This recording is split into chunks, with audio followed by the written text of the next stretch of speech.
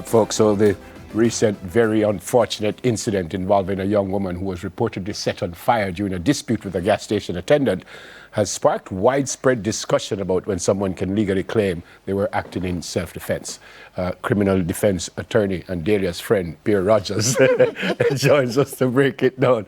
Good morning, Mr. Rogers. How are you, sir? Neville, good morning, Delia. Good morning, my you said Neville this time first. I like that. This time. Serious discussion here. Tell us, where would the self-defense come in? So, you know, me and somebody having something and they do me something and I do them back something. Is that self-defense? Right. All right. So Neville, I want to start off with a caveat. Okay. The issue of the matter that you raised initially is one that is still before the courts. So We're not speaking about that one in particular. Having said that, we are at liberty to discuss the issue of self-defense at large. Okay. I think a starting point is to indicate that self-defense really is not, properly speaking, a defense.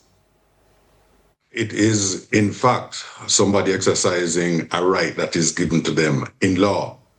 To that extent, it is a justification for actions rather than a defense. The seminal authority on the matter, Beckford and the King, I think sums it up quite properly. Their Lord Hodges said in clear terms that it is only good sense that any man be entitled to protect himself against any bodily harm. And to that extent, what you are doing is in fact exercising one of your own rights, the right to protect yourself.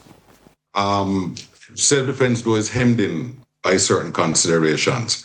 So whereas you have a right to defend yourself, it is not a right that exists at large. You cannot go around and hit somebody and claim that it was self-defense. The law establishes certain requirements. One of and perhaps the most primary of those requirements is that you actually honestly apprehend that you are in danger. You don't have to wait for a blow to be struck. But if there are circumstances which give rise to an honest belief that you're in danger, then you are entitled to defend yourself. Mr. Rogers, sorry to jump in, sir. When you say you are in danger of being just hurt, or can I kill someone and claim self-defense? And your question is quite a proper one, and that is exactly where I was going. Because the other consideration is always going to be whether the use of force that you engage, that you employ, is one that is proportionate to the threat that you're apprehending. Okay. So if somebody were to use a newspaper, roll up a newspaper and hit me, and I were to draw a knife or a gun and use it at them, then in those circumstances, it would be clear that the degree of force that you are employing is one which is disproportionate to the dangers that you apprehended. Okay. So let's discuss, therefore, like I wanted to say which comes first. Because if Neville takes the newspaper and he comes to hit me, I'm sitting there doing my own business. He hits me with the newspaper, and then I go at him with a knife, and he responds with a gun. Can Neville, even though he's the person who's instigated the whole activities, claim self-defense?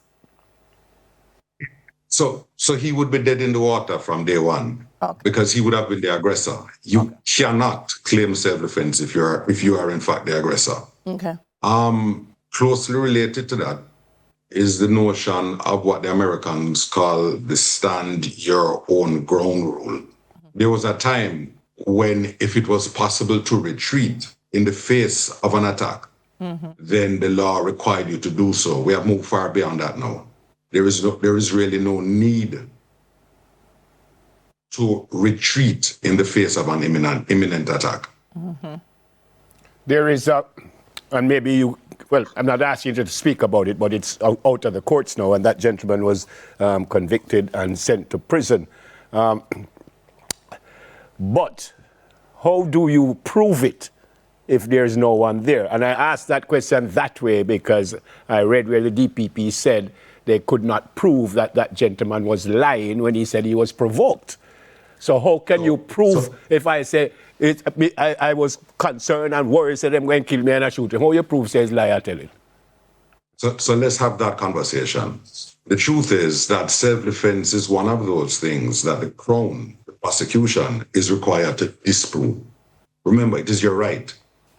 And if it is that the circumstances give rise in any way to the notion that you were in fact defending yourself at the time that you acted, then the Crown is obliged to lead evidence to disprove that. They can do it in a number of ways.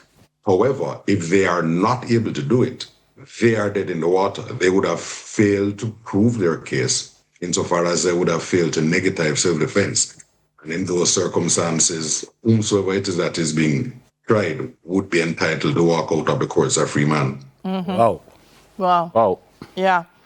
It's always tricky for me, Pierre, because when I think about even something escalating, I mean, at what point do you say, okay, this is when it escalated and this is when self-defense comes into play?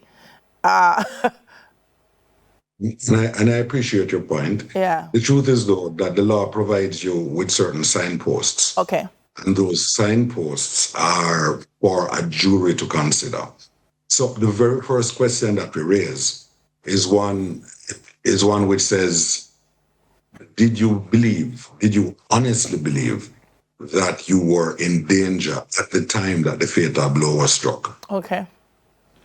So if you have an escalating situation and the person, in fact, was the initial aggressor, then he could hardly rely on the fact that he was put in danger by his own unlawful assault in the first instance. Mm-hmm. Mm-hmm. What about witnesses, Mr. Rogers? What about witnesses? So I said, boy, I'm attacked me and I'm doing something, I have this man to prove it. How much would a witness play in all of that? So where you're going now is outside of questions of law. You're really treating with questions of credibility. Okay. Because anybody can produce a witness. The question is whether that witness can stand up to cross-examination in court. Okay. At the hands of defense counsel. Mm-hmm. Okay. In your career, how often have you, bucked this up? Somebody say, well, yeah, I did it, but it was self-defense. How often was that brought to trial? So self-defense is a complete defense. And it is a complete defense not merely to murder. It is a complete defense to manslaughter. Forgive me, not manslaughter. It is a complete defense to wounding with intent. Mm-hmm. It is a complete defense to unlawful wounding, to assault, occasioning bodily harm, grievous bodily harm. And to that extent, it is very popular in the courts. Everybody wants to rely on it. Few people can raise it successfully. Let me put it that way. Yeah, mm-hmm. I was going to ask you that, if it's easy to prove. No, everybody wants to rely on it, but it is really hard to prove because, like I said, it doesn't operate at large. Mm-hmm. There are certain things that need to be proven before you can even hope to raise it. Yeah. What is far more popular is a situation where someone raises self-defense. They are not able to prove self-defense, but the circumstances are such that it gives rise to provocation. Well, that's why I asked the question earlier, because when the DPP said they could not prove that the gentleman was lying when he said he was provoked, then how are you going to prove that I was lying when I say it's self-defense? So, once again, it really depends on the material that the Crown has. Okay. Because self-defense arises in a number of different ways. I'll give you an example. Even outside of a written statement from an eyewitness, if the accused man presents with blows to his body, wounds, which clearly indicate that he was under attack, then ipso facto, without more, self-defense arises.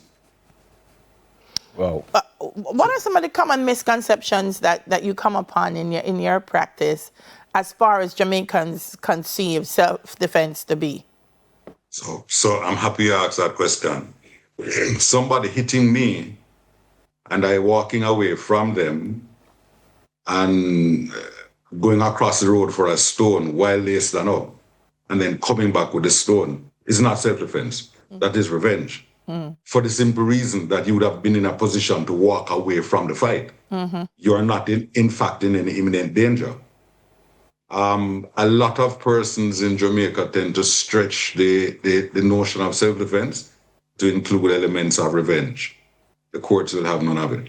Yep. Okay. Very, very well explained, sir. Very, very well qualities. explained. Yeah, thank you so much for speaking with us this morning. I'm not going to hold it again. I'm not going to hold it against you what you did at the start of the interview or before the start of the interview. But very well explained, sir. Thank you so much for speaking with us. And I won't hold against you the fact that you're not a old Marian. Take care.